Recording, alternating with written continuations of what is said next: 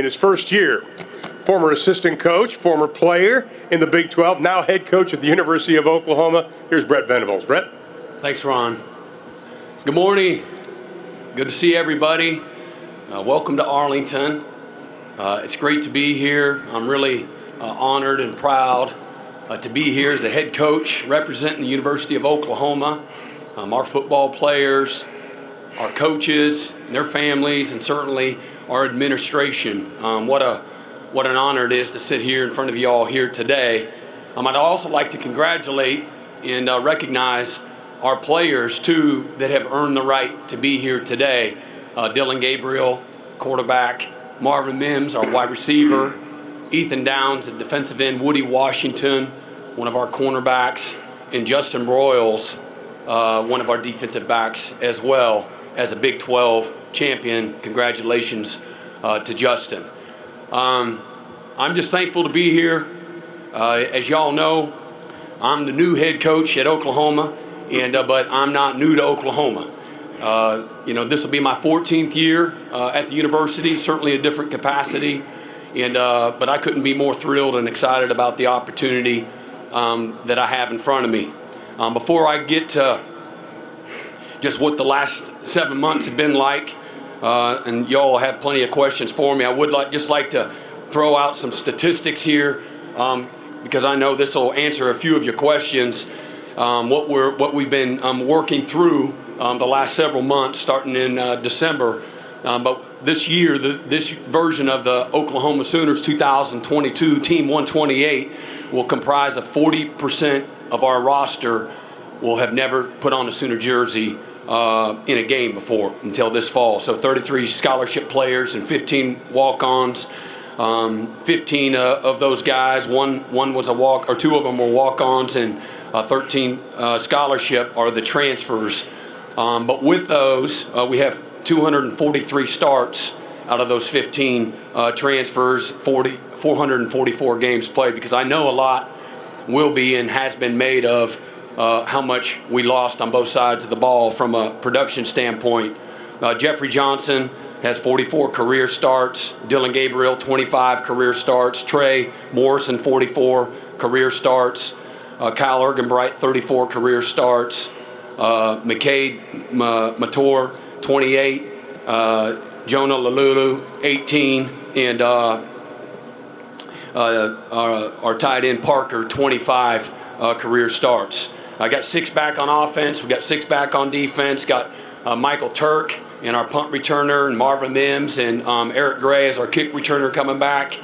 And then just breaking down the roster another step further, it's virtually 50% of our rosters, juniors and seniors, 50% are freshmen and sophomore. We'll have 13 graduates as well as we kick off the 2022 season. So as y'all can imagine, the last 7.5 months, there's been a lot going on in Norman, Oklahoma. You only get one opportunity, one chance to be a first-time head coach and to do things the first time. So we've been very patient and have tried to nurture through the process foundationally of building our program the right way through relationships, through accountability, through structure, through discipline.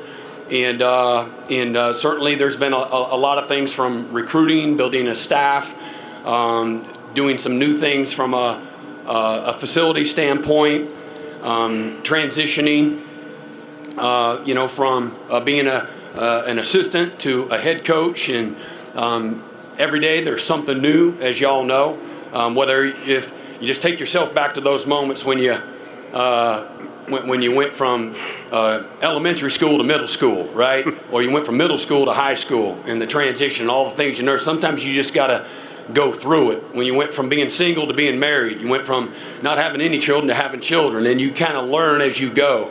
And so that's what the last 7.5 months have been like for me. I feel I'm very prepared for this moment. I've been very fortunate that I've been associated and been a part of programs where, to me, there's 3 Hall of Fame coaches that have influenced me, in Bill Schneider at Kansas State, Bob Stoops at Oklahoma, and I know without question that he will be a Hall of Fame coach, and Dabo Swinney at Clemson. So I've been really fortunate to be around a lot of great people, tremendous football players that have helped me get here to this moment, and I couldn't be more excited.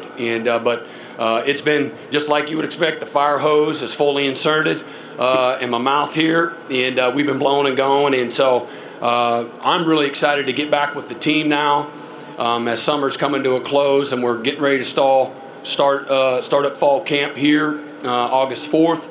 But having an opportunity to be around the players all summer.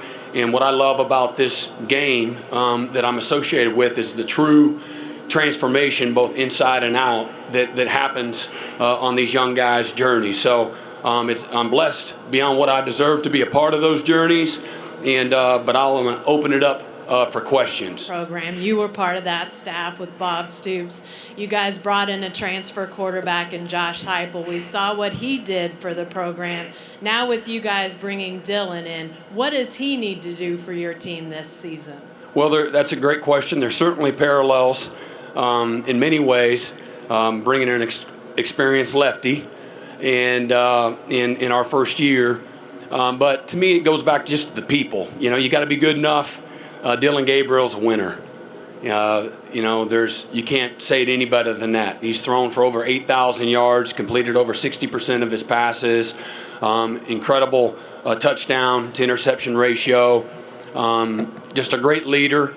As he is, again, he's our quarterback, and certainly anything can happen as we move forward through fall camp. It's always about daily competition.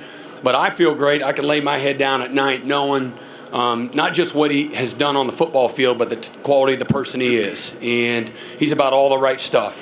He's dependable. He's reliable. He's accountable. He's humble.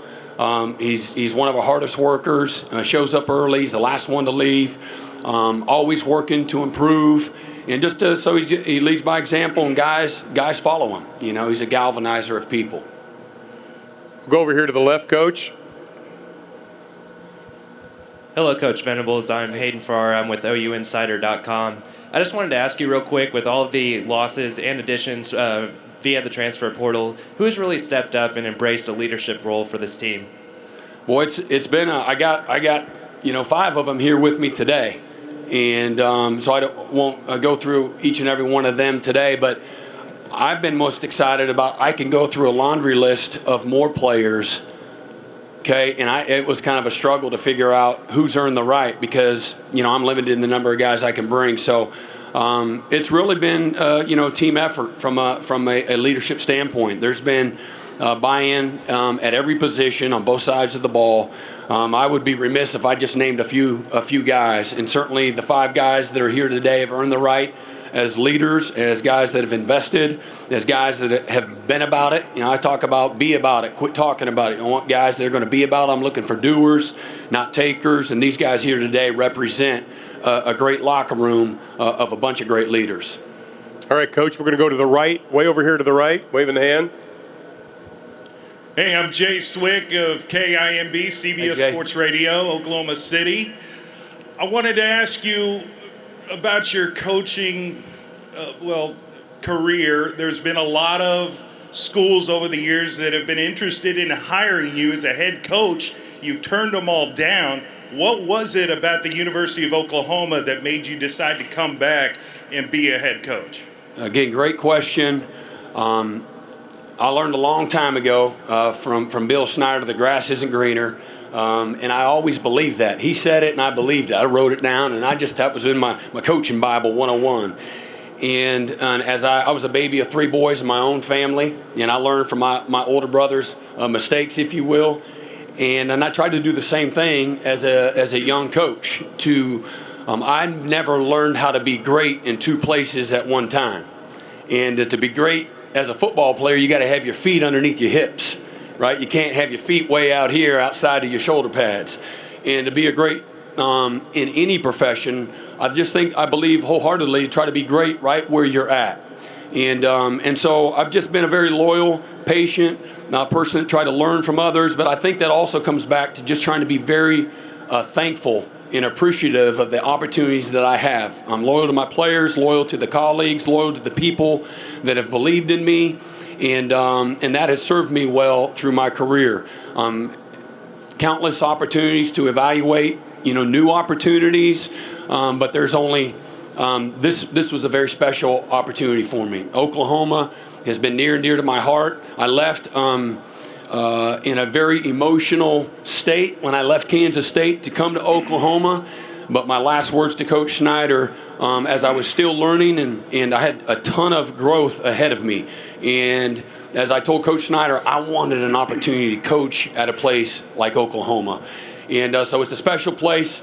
It's the winningest program in the modern area, the most championships, conference championships in the history of college football with 50.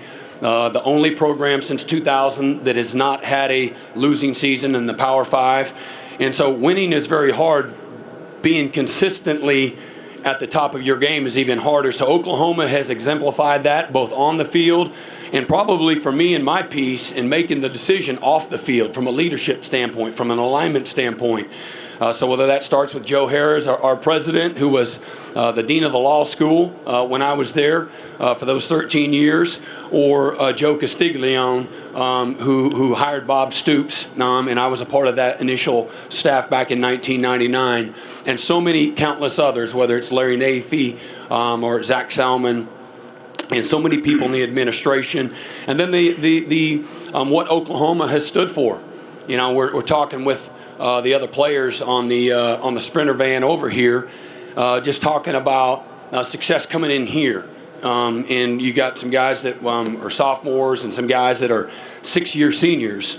And I wanted to hear their experiences here in Arlington. And I'm the only one that had a loss in this stadium, by the way, out of that group. So whether Marvin Mims went 4 or 5-0 as a high school player, or beating Texas or Iowa State or Baylor, TCU, Florida, myself, I certainly we were 2-1, beat Nebraska and beat Notre Dame while I was at Clemson, and of course we lost to BYU 14-13 in 2009 here. So I think we're collectively, not including the high school, give or take 6 or 7-1 here. So I say that with all humility, that this place has a standard of excellence that takes a backseat to nobody. So to have an opportunity to become the head coach at a place that is near and dear to my heart, where all 4 of my children were born here, I've been very invested in the community in Norman, in the university, in that football program.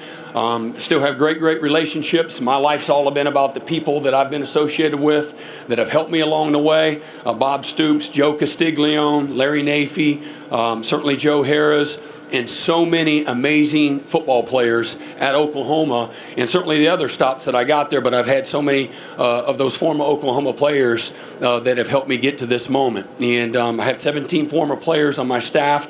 So again, I'm going to be about it, and that's what I've been a very connected person my whole life, and it's always about the people. The people always make the place, but Oklahoma's a special place, and so it was when everything got right, and I knew that I was going to be supported the way that I feel like I needed to be a successful head coach.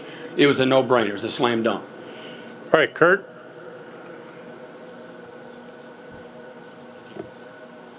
Kurt Bowles, Hey, Kurt. Boston American Statesman. Hey, Brent. Oklahoma seems to have lost its identity as a dominant defensive program with great offensive powerhouses. How hard is it going to be to restore that identity to Oklahoma, especially in a league as offensive as the Big 12?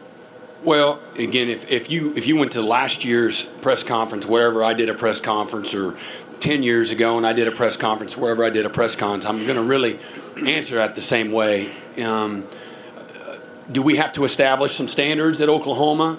Our standards as an offense and defensive staff, me as the head coach, absolutely. And that process took place from the moment I took the job. And very clear, you have to rehearse your beliefs. You have to rehearse what your values are. You have to rehearse what your standards are continuously as you nurture and develop a culture of excellence, a culture of great defense, what that looks like. And then sometimes you got to go through it to grow and improve. The improvement process sometimes, and for me personally, it never happens fast enough, ever. And but I also have a very good perspective on what that's going to look like, both the highs and the lows of it. And so I think it's important that as we get into our inaugural season, that we'll create a baseline, and then we'll build from there. And it's not going to be what I just left at Clemson, but that it wasn't that way when we got there in 2012 either. And you develop that through a lot of work, a lot of players believing in what you're doing. Certainly staff chemistry and cohesion's an incredible part of that. It's really, once you start playing games, figuring out what your strengths and your weaknesses are, and then playing to those strengths, protecting your weaknesses, and then developing and improving in those areas of weakness. And so I have a very clear vision for what it looks like. We've worked really hard and diligently the last several months to show our players, coach them, teach them, allow them to see it on videotape of what it looks like. A picture's worth 1,000 words. And so, how long that process will take, it'll never happen fast enough, I can assure you. And but what I love about this team is the hunger and the willingness to commit to what we've asked them to do. Like, they have answered the bell every step of the way. And anybody that knows me will tell you, I'll call it exactly how it is, good, bad, or indifferent. And so I've been incredibly pleased with the work that these guys have committed to, and the hunger and the awareness that they have. Okay, here's where we are. This is where we need to get better. Because remember now, you're dealing with a locker room that has won 78 games the last 7 years, that have played in a bunch of playoffs and a bunch of championship games. I think Oklahoma is, give or take, 13-1 in conference championship games. 2003, Kansas State was the last one and the only one. This is a group and this is a locker room that's used to winning. Do we need to improve in every area? Absolutely. We got to get better in every area. It's not just the defense. It's every single area for us to have the kind of program that we want to have. And that's disciplined, that's tough, that's precise, that's explosive, that's uncommon effort. It's being, relentless, playing, with chemistry and unity, and playing for, the name across their jerseys. And, we got a lot of work to do, and there's no question about it. But I think that our issues are first world problems in the landscape of college football. But I'm not naive. I recognize better than anybody, where we're at and what we got to do to improve. And so it's a process. You have to go through it. What I've learned from other people, from a scheme standpoint. And so it's not like you have these magical schemes. But we all share in both the success and the failure. So we all have been, again, diligently putting calluses on those hands and working hard to develop an identity. And again, that'll continue to be established. My expectation as we begin our year and a true measure of success, and I've got lots of ways to measure success, but one of the most important measures of success is, all right, where do we start August 4th and where do we end? Okay, the last week of November, all right? And my expectation is improvement, all right? Better than when we started. And some of it will be incremental, and some of it won't be noticeable to the naked eye, and then some of it, hopefully, it'll be incredibly transparent. And so that's when that you're doing things the right way, that you're better at the end than when you start. It's pretty simple. And but you do that with a daily focus. And you can't worry about someday if you don't focus on today. And so literally, and it's not a cliche and everything else, that's really, young people have a hard time focusing, old people have a hard time focusing. And so it's a daily process for us. It's a daily focus of improvement. And our guys have bought into that. And that's what I love. There's an innocence about this locker room that I've really have grown to love. And but the work, the commitment, and the hunger, as well as the self-awareness. And it's one thing, because nothing's more, for me as a coach, more discouraging than somebody that doesn't want to be coached, that somebody that thinks that they have it all figured out, or somebody that has an overinflated opinion of themselves. So we have a lot of humility, a lot of toughness, a lot of hunger in that locker room, and so that gives you, from a foundation standpoint, Kirk, reason to believe that, all right, that's where it all starts. It's attitude, it's mindset to get it started in the right direction. Coach, I want to thank you for your time. That's all the questions we're going to be able to take right now. Texas Tech coming up immediately following this. Thanks, Coach.